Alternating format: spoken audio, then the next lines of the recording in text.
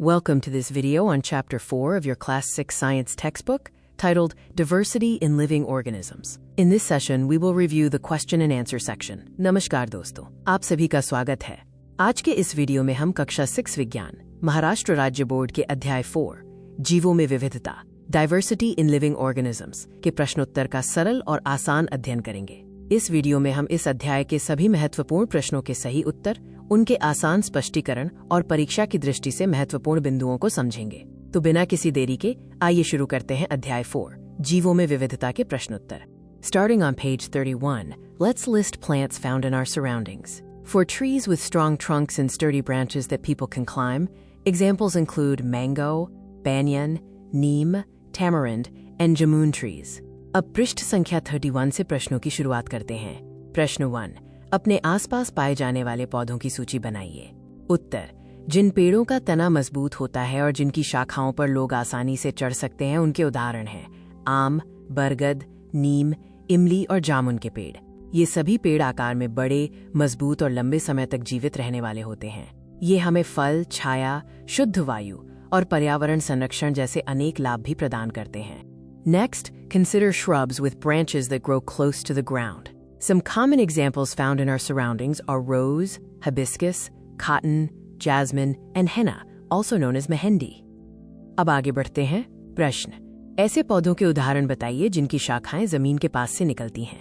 उत्तर, जिन पौधों की शाखाएं तने के निचले भाग से निकलती हैं और जो अधिक ऊंचे नहीं होते उन्हें झाड़ियां श्रब्स कहा जाता है। हमारे आसपास पाई जाने वाली कुछ सामान्य झाड़ियां हैं गुलाब, गुड़हल, कपास, चमेली और मेहंदी।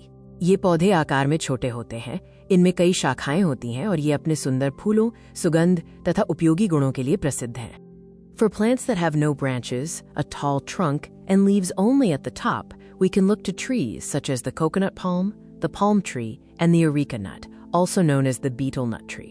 अब अगले प्रकार के पौधों के बारे में जानते हैं। प्रश्न, ऐसे पौधों के उदाहरण बताइए जिनमें शाखाएं नहीं होती, तना लंबा होता है और पत्तियां केवल ऊपर की ओर होती हैं। उत्तर, ऐसे पौधों को पाम वर्ग के पौधे कहा जाता है। इनके सामान्य उदाहरण हैं नारियल का पेड़, ताड़ का पेड़ और सुपारी का पेड़। इन पौधों का तना लंबा और सीधा होता है, इनमें शाखाएं नहीं होती और पत्तियां केवल तने के ऊपरी भाग पर गुच्छे के रूप में होती हैं, इसलिए ये अन्य पेड़ों से अलग दिखाई देते हैं।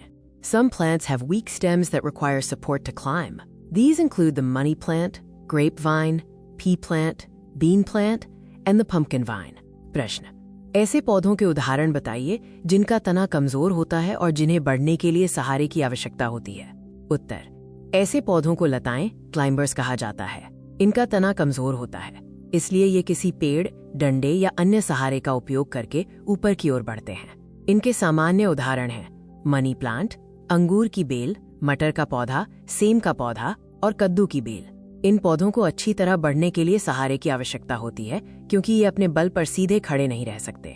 Moving to page 32, we observe whether holy basil, mango, and sugarcane bear flowers.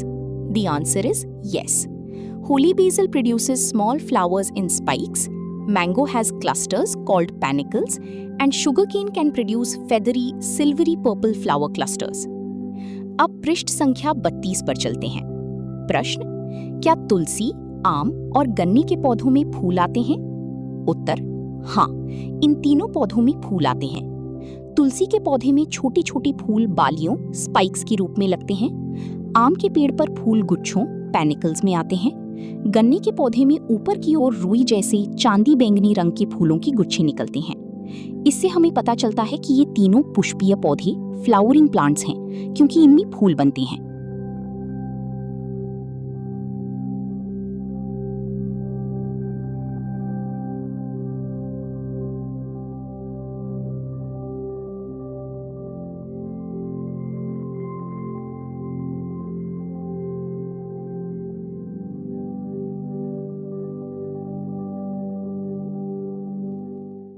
Also on page 32, we identify fruits with more than 20 to 25 seeds.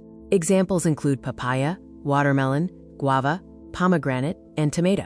अब पृष्ठ संख्या 32 का अगला प्रश्न देखते हैं। प्रश्न, ऐसे फलों के नाम बताइए जिनमें 20 से 25 से अधिक बीज होते हैं। उत्तर, ऐसे फलों के उदाहरण हैं पपीता, तरबूज, अमरूद, अनार और टमाटर। इन सभी फलों में बहुत अधिक संख्या में बीज पाए जाते हैं। इन्हीं बीजों से नए पौधे उगते हैं और पौधों का प्रजनन, reproduction होता है। We are also asked to identify fruits that do not have seeds. Common examples of seedless varieties include bananas, seedless grapes, and certain varieties of oranges. अब पृष्ठ संख्या 32 का अगला प्रश्न देखते हैं। प्रश्न, ऐसे फलों के नाम बताइए जिनमें बीज नहीं होते। उत्तर, बिना बीज वाले फलों के सामान्य उदाहरण हैं केला, बीज रहित अंगूर और कुछ किस्मों के संतरे। इन फलों को बीज रहित सीडलेस फल कहा जाता है। ऐसे फल प्राकृतिक रूप से या विशेष खेती की विधियों द्वारा तैयार किए जाते हैं और खाने में बहुत सुविधाजनक होते हैं। On page 35, we look at monocotyledonous plants like wheat, rice, jowar, bajra, and corn. These plants have parallel leaf venation and a fibrous root system. अब पृष्ठ संख्या 35 पर चलते हैं। प्रश्न, एक बीजपत्री मोनोकोटिल्डोनस पौधों के उदाहरण बताइए। उत्तर, गेहूं, धान, ज्वार, बाजरा और मक्का एक बीजपत्री पौधों के प्रमुख उदाहरण हैं। इन पौधों की पत्तियों में समानांतर शिराएं, पैरेलल वेनेशन होती हैं और इनकी जड़ें रेशेदार फाइब्रस रूट सिस्टम होती हैं। यही विशेषताएं इन्हें अन्य पौधों से अलग पहचान देती हैं। On page 37, we discuss adaptations. Indian and African elephants differ in ear size and body shape. Similarly, polar bears in snowy regions have thick white fur and fat for warmth, while sloth bears in India have black fur adapted to warmer climates. अब पृष्ठ संख्या 37 पर चलते हैं। प्रश्न, जीव अपने वातावरण के अनुसार किस प्रकार अनुकूलन एडेप्टेशन करते हैं। उत्तर, अनुकूलन का अर्थ है कि जीव अपने रहने के स्थान और वातावरण के अनुसार अपने शरीर तथा व्यवहार में ऐसे परिवर्तन विकसित करते हैं जिससे वे आसानी से जीवित रह सकें। उदाहरण के लिए, भारतीय हाथी और अफ्रीकी हाथी के कानों के आकार और शरीर की बनावट में अंतर होता है। ध्रुवीय भालू पोला बेयर बर्फीले क्षेत्रों में रहता है। उसके शरीर पर मोटे सफेद बाल और मोटी चर्बी की परत होती है जो उसे अत्यधिक ठंड से बचाती है। Let's work on matching the following correctly. We have aquatic, living in muddy wetlands, amphibian, and floating on the surface of water to match with frog, swan, wild buffalo, and fish. प्रश्न, निम्नलिखित का सही मिलान कीजिए।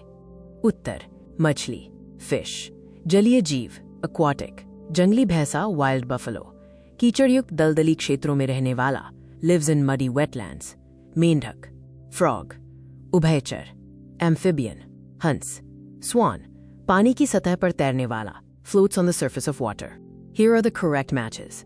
Aquatic matches with fish, living in muddy wetlands with wild buffalo, amphibian with frog, and floating on the surface of water with swan. इस प्रकार सही मिलान होगा। Aquatic जलीय, right pointing arrow, fish मछली, living in muddy wetlands, कीचड़युक्त दलदली क्षेत्रों में रहने वाला, right pointing arrow, wild buffalo, जंगली भैंसा, amphibian उभयचर, right pointing arrow, frog मेंढक, floating on the surface of water, पानी की सतह पर तैरने वाला, right pointing arrow, swan, हंस. Next, we find the odd one out. For cow, horse, goat, and fish, the fish is the odd one as it lives in water.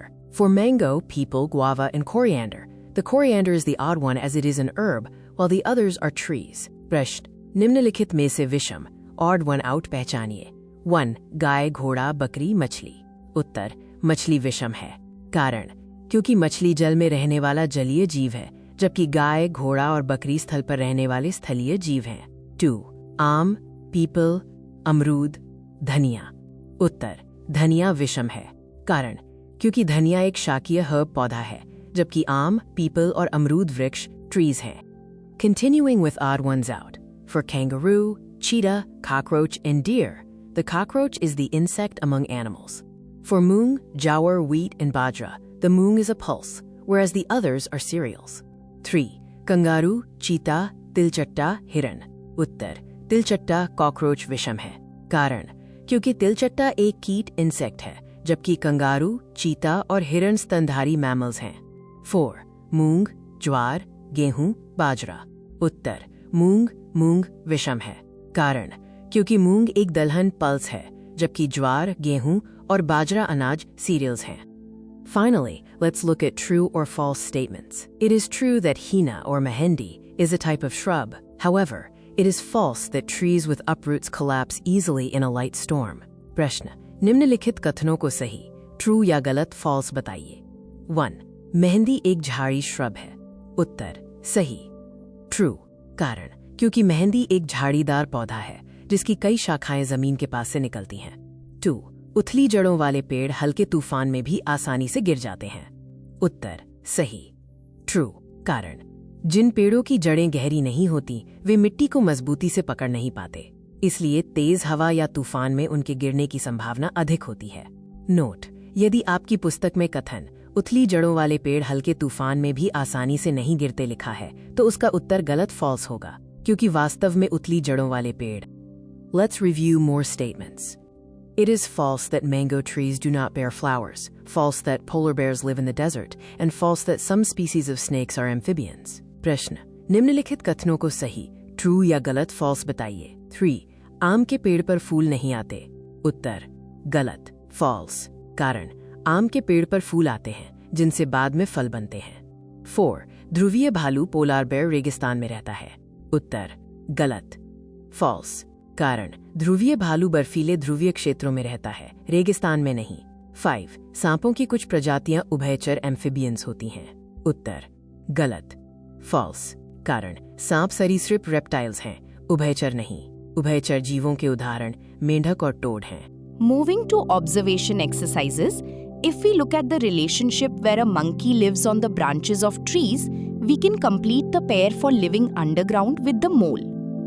अब अवलोकन observation पर आधारित प्रश्न देखते हैं। प्रश्न: जैसे बंदर पेड़ों की शाखाओं पर रहता है, उसी प्रकार भूमिगत अंडरग्राउंड रहने वाली जीव का नाम बताइए। उत्तर छछूंदर, मोल। कारण, छछूंदर जमीन के अंदर बिल बनाकर रहता है, इसलिए सही उत्तर छछूंदर, मोल है। Similarly, if we compare living on dry lands as being like a horse, then living in caves is represented by the bat. प्रश्न: जैसे घोड़ा सूखी भूमि ड्राई लैंड पर रहता है, उसी प्रकार गुफाओं केव्स में रहने वाले जीव का नाम बताइए। उत्तर चमगादड़, बैट। कारण, चमगादड़ दिन के समय गुफाओं, पेड़ों की खोखलों और अंधेरी जगहों में रहता है, इसलिए सही उत्तर चमगादड़, बैट है। Next, let's examine these two plants in the video. We are asked to identify their features and record them in our notebooks. प्रश्न: वीडियो में दिखाए गए इन दोनों पौधों का ध्यानपूर्वक अवलोकन कीजिए। इनके प्रमुख लक्षणों की पहचान करके उन्हें अपनी कॉपी, नोटबुक में लिखिए। उत्तर: दोनों पौधों को ध्यान से देखकर उनके तने, पत्तियों, जड़ों, शाखाओं, फूलों और फलों का अवलोकन कीजिए। फिर उनके आधार पर उनकी विशेषताएं अपनी कॉपी में लिखिए। इस गतिविधि का उद्देश्य पौधों का निरीक्षण करना, उनकी पहचान करना और उनके विभिन्न भागों को समझना है। The first plant shown has a taproot system and reticulate venation, identifying it as a dicotyledonous plant. The second plant has a fibrous root system and parallel venation, making it a monocotyledonous plant. अब इन दोनों पौधों की विशेषताओं को समझते हैं। पहला पौधा द्विबीजपत्री डिकोटाइलडोनस प्लांट है। इसकी पहचान ये है कि इसमें मुख्य जड़ टैप रूट सिस्टम होती है और इसकी पत्तियों में जालीनुमा शिराविन्यास रेटिकुलेट वेनेशन पाया जाता है। दूसरा पौधा एक बीजपत्री मोनोकोटिलडोनस प्लांट है। इसकी पहचान ये है कि इसमें रेशेदार जड़ें फाइब्रस रूट सिस्टम होती हैं और इसकी पत्तियों में समानांतर शिराविन्यास पैरेलल वेनेशन पाया जाता है। इस प्रकार मुख्य जड़ और जालीनुमा शिराविन्यास वाले पौधे द्विबीजपत्री कहलाते हैं, जबकि रेशेदार जड़ों और समानांतर शिराविन्यास वाले पौधे एक बीजपत्री कहलाते। When determining if a holey basil plant is a tree, a shrub, or a herb, we look at its size and stem. Because it is small and has a soft green stem, it is classified as a herb. प्रश्न: तुलसी का पौधा वृक्ष, tree, झाड़ी, shrub या शाक herb में से किस श्रेणी में आता है? उत्तर: तुलसी एक शाकीय हर्ब पौधा है। कारण: तुलसी का पौधा आकार में छोटा होता है और इसका तना मुलायम तथा हरे रंग का होता है। इसी कारण इसे शाकीय पौधा हर्ब कहा जाता है। निष्कर्ष: तुलसी एक शाकीय हर्ब पौधा है क्योंकि इसका तना कोमल होता है और ये आकार में छोटा होता है। Now let's look at the differences between monocot and dicot plants. Monocots have one cotyledon, parallel venation, and a fibrous root system. Dicots have two cotyledons, reticulate venation, and a taproot system. अब एक बीजपत्री monocot और द्विबीजपत्री डिकॉट पौधों के बीच का अंतर समझते हैं। एक बीजपत्री मोनोकॉट, द्विबीजपत्री डाइकॉट, इनमें एक बीजपत्र 1 कोटाइलडन होता है। इनमें 2 बीजपत्र 2 कोटिलेडन्स होते हैं। पत्तियों में समानांतर शिराविन्यास पैरेलल वेनेशन होता है। पत्तियों में जालीनुमा शिराविन्यास रेटिकुलेट वेनेशन होता है। इनमें रेशेदार जड़ें फाइब्रस रूट सिस्टम होती हैं। इनमें मुख्य जड़ टैप रूट सिस्टम होती है। Regarding habitat, a duck lives in ponds, lakes, rivers, and wetlands. They are adapted to both land and water, with webbed feet for swimming and waterproof feathers to keep them dry. प्रश्न: बतख duck का आवास habitat क्या है और क्यों? उत्तर: बतख का प्राकृतिक आवास तालाब, झील, नदी और दलदली क्षेत्र होते हैं। बतख जल और भूमि दोनों पर रहने के लिए अनुकूलित अडेप्टेड होती है। इसके जालदार पैर वेब्ड फीट इसे आसानी से तैरने में मदद करते हैं, जबकि इसके जलरोधी वाटरप्रूफ पंख पानी में भी इसके शरीर को सूखा रखने में सहायता करते हैं। निष्कर्ष: इसलिए बतख का आवास तालाब, झील, नदी और दलदली क्षेत्र माना जाता है। Here are 5 examples of animal habitats: cows in grasslands, dogs in human settlements, cats in homes, sparrows in gardens, and frogs in wetlands as they are amphibious. प्रश्न: अपने आसपास पाए जाने वाले 5 जानवरों के नाम लिखिए और उनका आवास हैबिटेट बताइए। उत्तर: गाय, काऊ घास के मैदान ग्रासलैंड्स, कुत्ता डॉग मानव बस्तियां पौन घर, ह्यूमन सेटलमेंट्स बिल्ली कैट घर, होम्स गौरैया स्पैरो बगीचे और पेड़, गार्डन्स एंड ट्रीज मेंढक फ्रॉग दलदली क्षेत्र तालाब और आर्द्र स्थान वेटलैंड्स।